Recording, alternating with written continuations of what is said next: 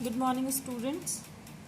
Hope you all are fit and fine. You all are safe at your place.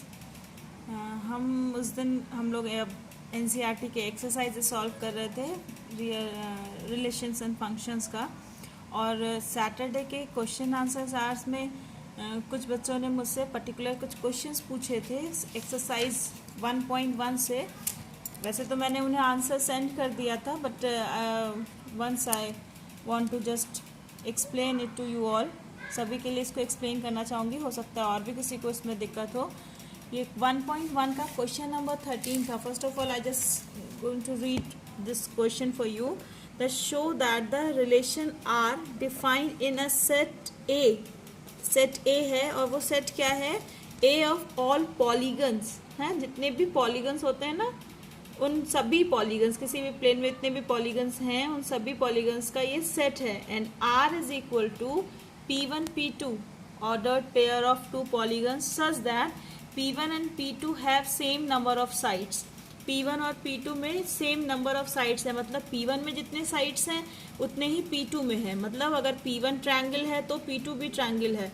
P1 अगर quadrilateral है तो P2 भी quadrilateral है। P1 अगर hexagon है तो P2 भी हेक्सागन है। ठीक है, इस तरह जो सेम नंबर ऑफ साइड्स वाले पॉलीगन होंगे उनका पेयर्स है। ये रिलेशन आर डिफाइंड है। इज एन इक्विवेलेंस रिलेशन, ये प्रूफ करना था कि ये एक इक्विवेलेंस रिलेशन है। What is the set of all elements in A related to the right angle triangle T with sides 3, 4 and 5। इसका पहले आंसर देखते हैं। What is the set of all elements in A related to the right angle triangle T with side 3, 4, 5। ये 3, 4, 5 से ये right angle triangle बनेगा, लेकिन यहाँ टाइप ऑफ ट्रायंगल का मतलब नहीं है। मतलब क्या है कि सेम साइड होना चाहिए, नंबर ऑफ साइड सेम होने चाहिए।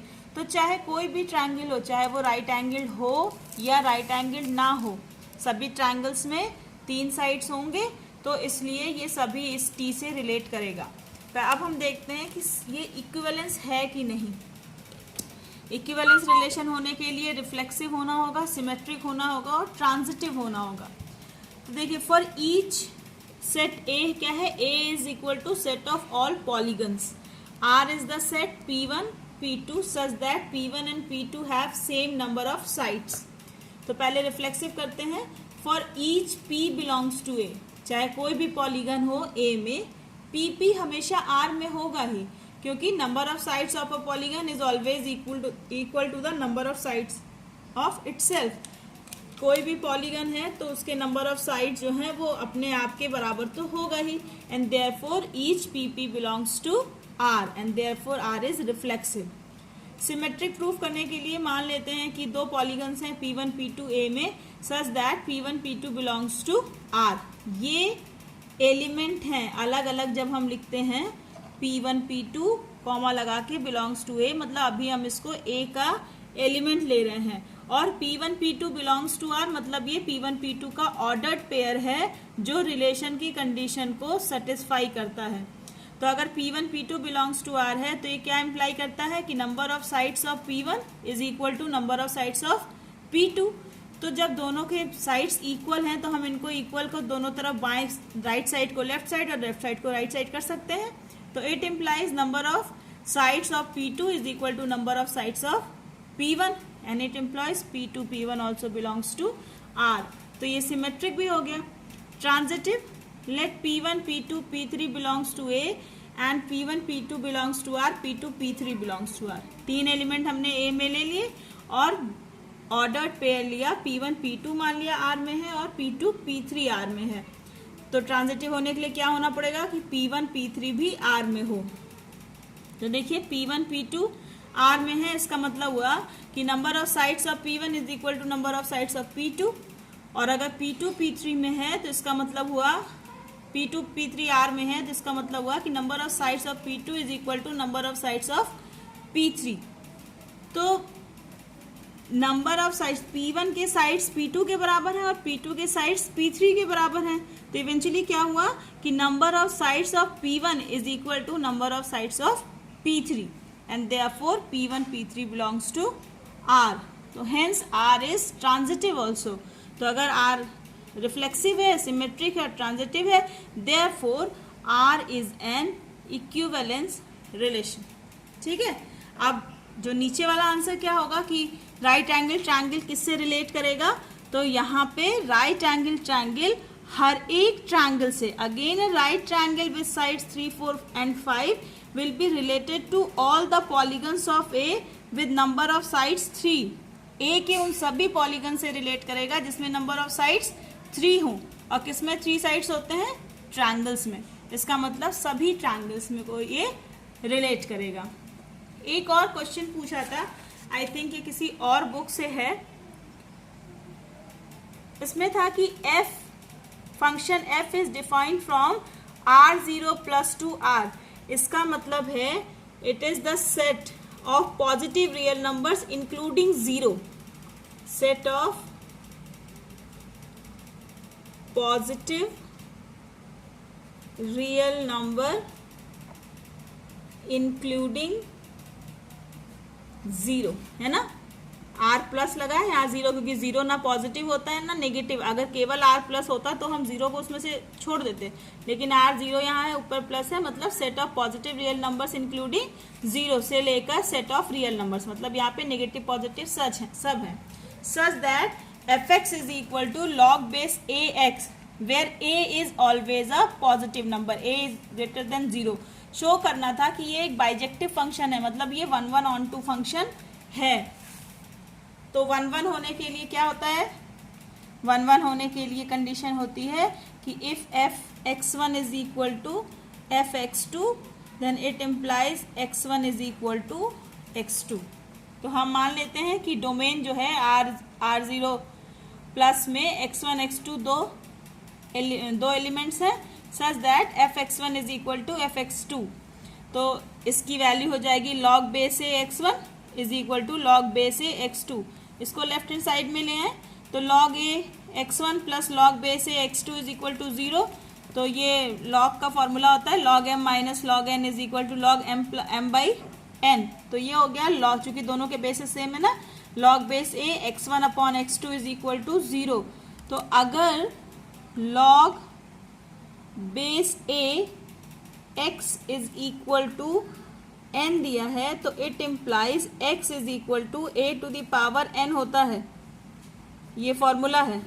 तो log base A x1 upon x2 equal to अगर 0 है तो x1 अपॉन x2 की value a to the power 0 होगी, और किसी भी नंबर का पावर 0 इज इक्वल टू 1, तो therefore x1 upon x2 is equal to 1।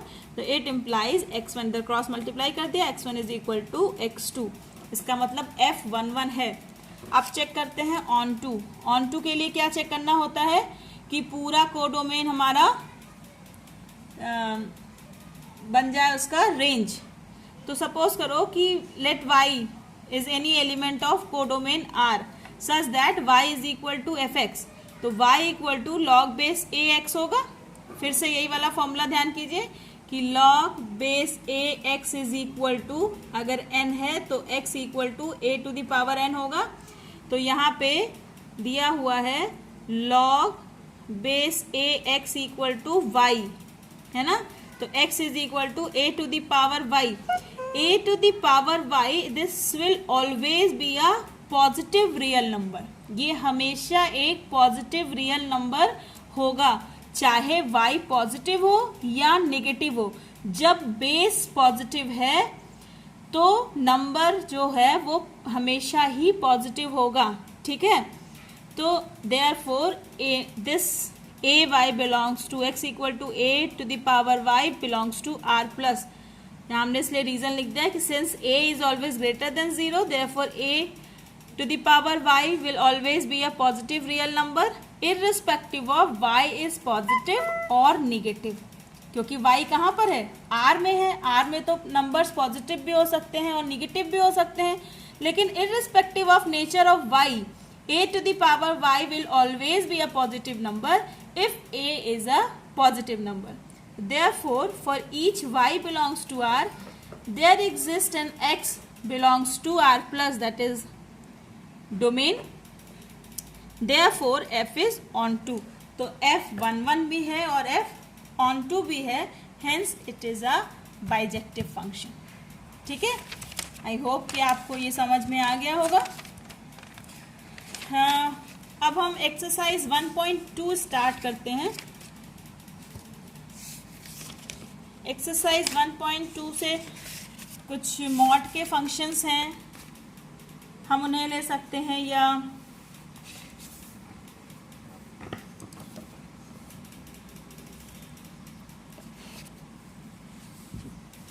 Exercise 1.2 from NCERT book.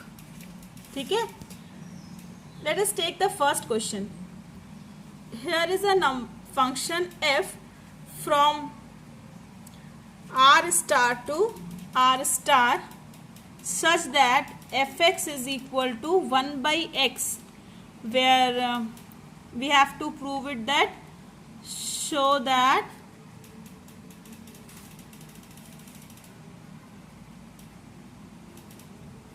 it is bijective। ये 1 1 on 2 है, ठीक है, where r star is set of all non-zero real numbers, non-zero real numbers, है ना। अगर zero include करेंगे तो 1 by x हर जगह डिफाइंड नहीं हो पाएगा। ठीक है, तो ये देखना है हमें कि ये 1 1 on 2 फंक्शन है या नहीं है।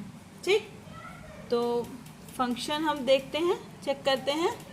पहले हम चेक करते हैं 1 1 कि ये 1 1 की कंडीशंस को फुलफिल करता है कि नहीं करता। ठीक है, तो let two numbers x1 and x2 belongs to r star.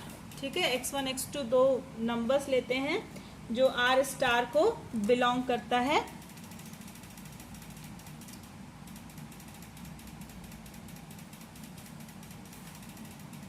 such that f of x1 is equal to f of x2। ठीक है, तो it implies fx is equal to 1 by x, so it is 1 by x1 is equal to 1 by x2, and it implies x1 is equal to x2, है ना। ये दोनों आपस में बराबर होंगे and therefore f is 1 1, f 1 1 है। अब हम देखते हैं f ऑन टू है कि नहीं, ऑन टू चेक करते हैं।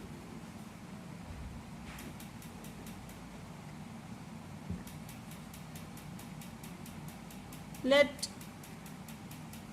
y belongs to r star, ये कोडोमेन है ना। कोडोमेन में कोई एलिमेंट हमने लिया y, ठीक है, जो r को बिलोंग करता, r स्टार को बिलोंग करता है। Then y is equal to fx is equal to 1 by x, y equal to 1 by x, so it implies x equal to 1 by y। अब हम इसकी वैल्यू fx में रख कर देखते हैं। अगर fx में इसकी वैल्यू y के इक्वल हो जाए रखने पर, तो इसका मतलब ये ऑन टू है। ठीक है, then f of x is equal to f of 1 upon y, x की value 1 by y, it is equal to किसी भी x के लिए y की वैल्यू, fx की वैल्यू कितनी होती है 1 अपॉन x, यानी हो जाएगा 1 upon y, it is equal to y, है ना।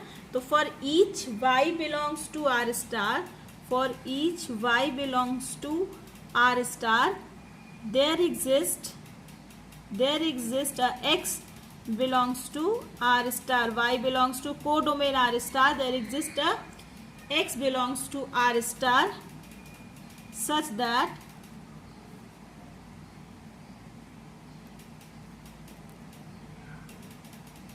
f y is equal to 1 by x, है ना, y is equal to 1 by x, therefore f is on 2। तो f11 भी है और f(on2) भी है, तो therefore f is a bijective function. f जो है वो 1 भी है और on2 भी है, इसका मतलब एक ये बाइजेक्टिव फंक्शन है। अब इसमें अगला पार्ट है कि अगर हम is the result true if the domain r star is replaced by n with the codomain being same as r।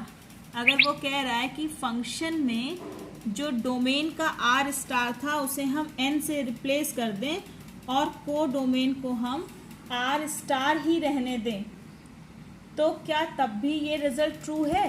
क्या तब भी क्या कहते हैं, तब भी ये 1 होगा? तो चेक कर लेते हैं 1 होगा कि नहीं। 1 के लिए हम वैसे ही चेक करेंगे कि फॉर एनी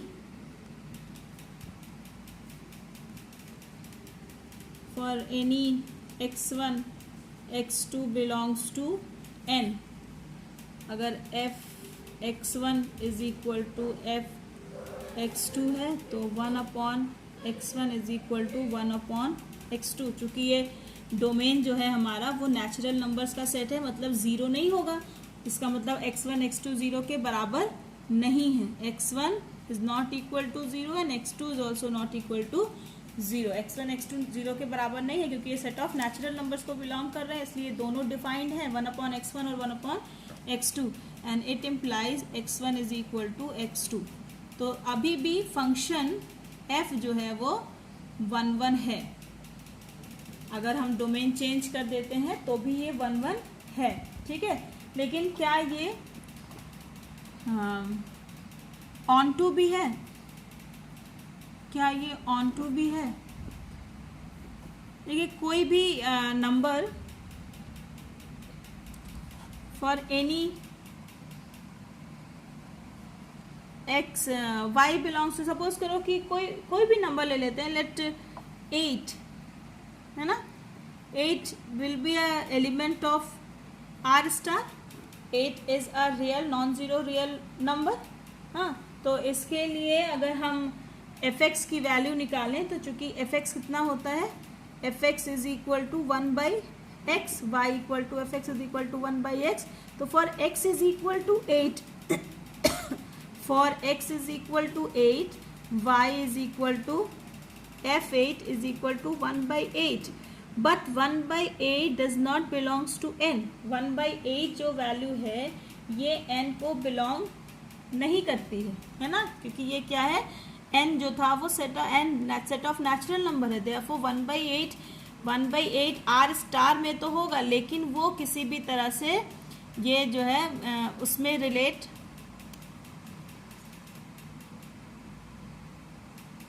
n में ये बिलोंग नहीं करेगा, है ना।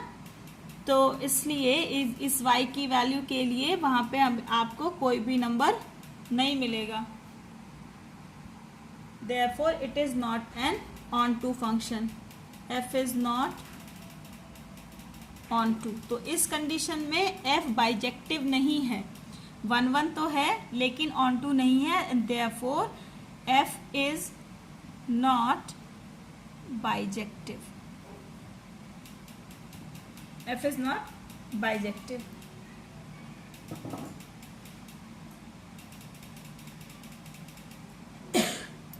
हम एक और क्वेश्चन देखते हैं, question number 4। Question number 2, question number 3 आप ट्राई कीजिएगा and let me know that if there is any problem in these questions. Question number 4, show that the modulus function f from r to r given by fx is equal to mod x is neither 1 nor onto, where mod x is x if x is positive and or 0 and mod x is minus x if x is negative। Question number 4 है, एक function f defined है from set of real numbers to set of real numbers such that f x is equal to mod x. I hope कि आपको function याद होगा। Mod x is equal to x when x is greater than equal to 0 and it is equal to minus x when x is less than 0। इसका मतलब सभी बच्चों को समझ में आता है आई होप, क्योंकि ये हम लोग कई बार क्लास में डिस्कस कर चुके हैं मॉड फंक्शन, कि अगर f x is equal to mod x है तो x when it is greater than equal to x and minus x when x is less than x is greater than equal to 0 होगा तो x और x is less than 0 होगा तो minus x। फिर हम यहाँ क्लियर कर दें कि y की वैल्यू निगेटिव नहीं हो सकती है ना। y मॉड x है तो इसकी वैल्यू निगेटिव नहीं हो सकती है, लेकिन x की वैल्यू पॉजिटिव, निगेटिव, 0 कुछ भी हो सकती है।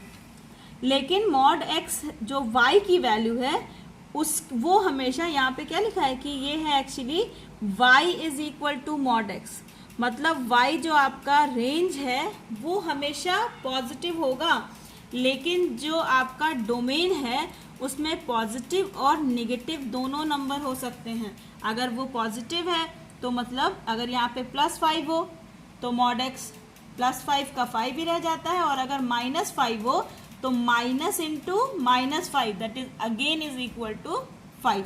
ठीक है, मतलब हम डोमेन जो है वो आपका नेगेटिव या पॉजिटिव कुछ भी नंबर्स का हो सकता है, लेकिन जो आपका रेंज होगा उसमें केवल पॉजिटिव नंबर्स ही, केवल एब्सोल्यूट वैल्यूज ही होंगे। तो इसके लिए पूरे रियल नंबर्स में से आप कोई भी नंबर ले सकते हैं कि वी नो दैट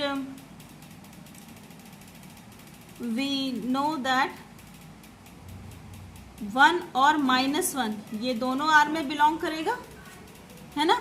और चूंकि एफ एक्स इक्वल टू -1 है, f x is equal to mod x होता है, तो एफ ऑफ 1 की जो वैल्यू होगी वही एफ ऑफ -1 की वैल्यू होगी, और ये होगा 1। एब्सोल्यूट वैल्यू लेंगे, चाहे फंक्शन में एक्स की वैल्यू 1 हो तब भी इसकी वैल्यू 1 होगी, अगर -1 हो तब भी mod of -1 is equal to 1, but 1 is not equal to -1, है ना। ऐसे आपको बहुत सारे एलिमेंट्स मिलेंगे जिनकी दोनों की इमेज सेम होगी, लेकिन वो दोनों आपस में इक्वल नहीं होंगे। Therefore f is not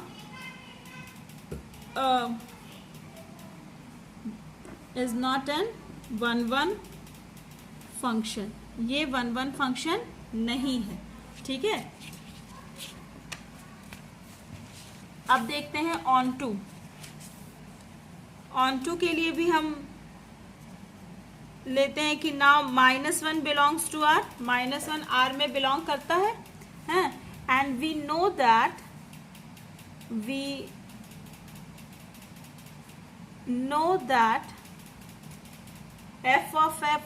f of x is equal to mod x, है ना, is always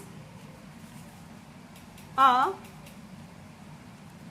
positive number.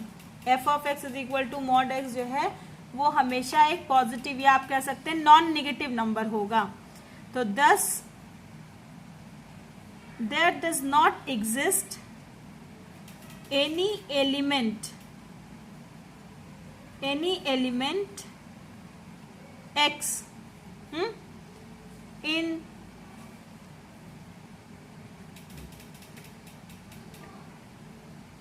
domain R such that fx is equal to mod of x is equal to -1, कि कोई भी x ऐसा नहीं होगा कि जिसके लिए mod x की वैल्यू -1 के बराबर हो। Therefore f is not onto, इसलिए f onto भी नहीं होगा, ना ही f11 होगा और ना ही f onto होगा। फिर से एक बार मैं रिवाइज कर दूं आपके लिए से कि 1-1 होने के लिए क्या होता है कि अगर fx1 इक्वल टू fx2 हो तो x1 बराबर x2 के होना चाहिए, लेकिन हम जानते हैं कि 1 और -1 और इस तरह के कई सारे पेयर्स ऐसे मिलेंगे कि जिनकी एब्सोल्यूट वैल्यू सेम होगी। 2 - 2 की भी एब्सोल्यूट वैल्यू सेम होगी, 3 - 3 की भी एब्सोल्यूट वैल्यू सेम 3 होगी, लेकिन 1 इज नॉट इक्वल टू -1, तो ये 1-1 की कंडीशन को फुलफिल नहीं करता है, and therefore it is not a 1-1 function. Similarly अगर हम ले कि फिर से अगर हम ले -1 बिलोंग्स टू आर, -1 आर में होगा ना सेट ऑफ रियल नंबर में, लेकिन अगर हम फंक्शन के कंडीशन दिए हुए कंडीशन को देखें तो f x is equal to mod x दिया है और mod x is always a non negative, positive मतलब अ नॉन नेगेटिव, ठीक है, नॉन नेगेटिव नंबर होगा मॉड एक्स, हमेशा एक एब्सोल्यूट वैल्यू होगी, and therefore there does not exist any element x in domain R, domain में कोई भी ऐसा नहीं होगा कि जिसके लिए y की वैल्यू -1 के बराबर हो, यानी जो आपका को डोमेन का -1 है वो छूट जाएगा, और अगर एक भी एलिमेंट छूट गया को डोमेन में से तो इसका मतलब वो 1 on 2 नहीं है। तो therefore f is not 1 1 nor on 2, ये ना तो 1 1 है और ना ही ये on 2 है। तो इस तरह से आप और भी क्वेश्चंस ट्राई कर सकते हैं, और जो क्वेश्चंस आपको नहीं आ रहे हो या जिनको करने में कोई डिफ़िकल्टी हो आप मुझे यूट्यूब पे भी मैसेज कर सकते हैं, इनबॉक्स में डाल सकते हैं क्वेश्चंस को, या फिर wait for the Saturday, on Saturday you can ask me. So till then keep on practicing. In my next video, if there is no questions, no doubts from function, then in my next video I will take the questions from composition of functions. Composition of functions से भी हम कुछ numericals लेंगे और उन्हें solve करेंगे, and then finally we will reach the binary operation. Till then, stay home, stay safe, bye.